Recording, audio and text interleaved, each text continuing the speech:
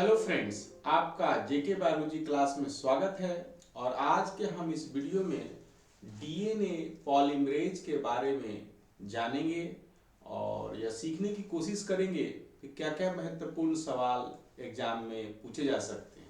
तो आइए हम लोग देखते हैं और समझते हैं। डीएनए पॉलीमरेज डीएनए पॉलीमरेज जो एंजाइम है उनका काम क्या है? डीएनए का सिंथेसिस करना। और जैसा कि आप जानते हैं कि डीएनए पॉलीमरेज जो है खास करके बैक्टीरिया में मुख्यतः तीन जो है मौजूद है। DNA polymerase 1, DNA polymerase second और डीएनए पॉलीमरेज थर्ड। ठीक है, DNA polymerase 1, DNA polymerase 1, DNA polymerase second और डीएनए पॉलीमरेज थर्ड। तीन तरह के एंजाइम्स जो हैं डीएनए में पॉलीमराइजेशन के लिए या डीएनए के सिंथेसिस में या नए स्ट्रेन्स के डीएनए के सिंथेसिस में इन्वॉल्व होते हैं। तो सबसे पहला बात, डीएनए पॉलीमरेज काफी महत्वपूर्ण है। क्यों महत्वपूर्ण है? कि पहला जो चीज है क्या है, ये सब में स्पेशल है। और स्पेशल इसमें क्या है, इसमें एक स्पेशल गुण होता है 5 से 3 एक्सोन्यूक्लिएज एक्टिविटी। 5 से 3 प्राइम एक्सोन्यूक्लिएज एक्टिविटी।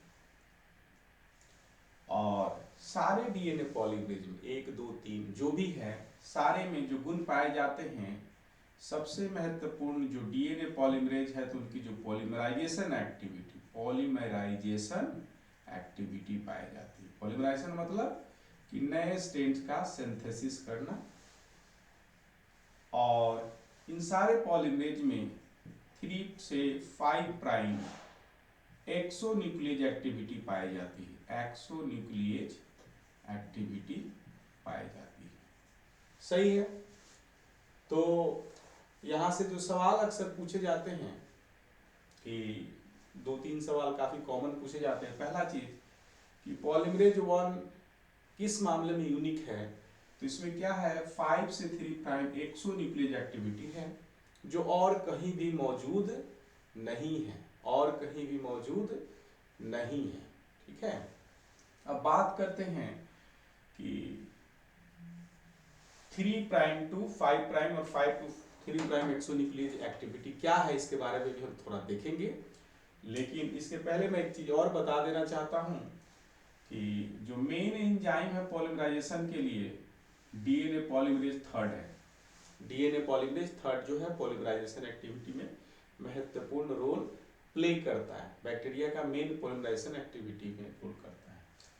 दूसरी बात, डीएनए पॉलीमरेज 1 का काम आरएनए प्राइमर का रिमूवल है। आरएनए प्राइमर का रिमूवल है। कहने का मतलब क्या है, अगर आपको अच्छी तरीके से जानकारी होगी डीएनए रेप्लिकेशन, तो आप जानते हैं कि नए स्ट्रेन्स के सिंथेसिस के पहले अगर ये 5 प्राइम है और ये 3 प्राइम है और ये 3 प्राइम है और ये 5 प्राइम है, तो नए स्ट्रेन्स के सिंथेसिस होने के पहले आपका आरएनए प्राइमर बनता है। क्या बनता है? आरएनए प्राइमर बनता है। और डीएनए सिंथेसिस 5 से 3 होता है, तो 5 प्राइम पर ये हो गया और 3 प्राइम पर OH ग्रुप है और ये आपका आरएनए प्राइमर है। और इसी आरएनए प्राइमर पर नए स्ट्रेन्स का सिंथेसिस होता है, नया डीएनए का स्ट्रेन्स का सिंथेसिस होता है। तो डीएनए पॉलीमरेज का जो काम क्या है, जब पूरे स्तर में सब सिंथेसिस हो गया तो ये जो आरएनए है इनका रिमूवल में भी काम करता है। ये काफी महत्वपूर्ण है। ठीक है, तो ध्यान रखना इस बात को। जबकि दूसरे स्ट्रेन्स पर क्या बनेगा, छोटे छोटे प्राइमर पहले बनेंगे, छोटे छोटे आरएनए प्राइमर बनेंगे और बिल्कुल ये फिर क्या होगा, इस तरीके से सिंथेसिस आपको होते हुए दिखाएगा। ये भी सवाल पूछा गया था कि अगर ओकाजाकी फ्रेगमेंट बनता है तो सबसे पहले कौन बनेगा, तो ये सबसे पहले ये वाला बनेगा, फिर ये अपना ये बनेगा, इस तरीके से, है ना। और इस तरीके से आप देख सकते हैं 3 प्राइम और ये 5 प्राइम, है ना। 5 प्राइम से 3 प्राइम आपको सिंथेसिस होता मिलेगा। तो डीएनए पॉलीमरेज का एक दूसरा जो काम है, आरएनए प्राइमर का रिमूवल काम है। ठीक है, चलिए इस बात को हमने देखा और सीखा। अब दो महत्वपूर्ण चीज हम बराबर कर, exonuclease activity 5 prime to 3 prime, 5 prime to 3 prime, 5 prime to 3 prime क्या मतलब है? इस बात को समझने के लिए देखिए हमने एक डीएनए स्ट्रैंड का क्या किया है, ड्रा किया है 5 prime to 3 prime, 3 prime to 5 prime. चलिए हमने स्ट्रैंड सिंथेसिस कर दिया। और अब यहाँ पर दो तरह की एक्सोन्यूक्लियेज एक्टिविटी हो सकती है। पहला जो चीज एक है क्या, 5 प्राइम टू 3 प्राइम। काफी कंफ्यूजन होता है जिनका बेसिक क्लियर नहीं है। तो चलिए, तो अगर 5 प्राइम से 3 प्राइम एक्सोन्यूक्लियेज एक्टिविटी काम करेगा, ठीक है, तो क्या होगा देखिएगा थोड़ा सा इस पर कि अगर स्ट्रैंड हमने ड्रा कर दिया और ड्रा करने के बाद एंजाइम जो है, जो एक्सोन्यूक्लियेज एक्टिविटी कहाँ पर स्टार्ट करेगा, ये 5 प्राइम पर स्टार्ट करेगा। और यहाँ पर क्या इस तरीके से इस 5 प्राइम पर आपका एक्स स्टार्ट होगा। और इस तरीके से पाएंगे ये जो स्ट्रैंड्स है ये क्या खत्म होने लगेगा। यहाँ पर पहले मैं लिख देता हूँ ताकि आपको सहूलियत हो।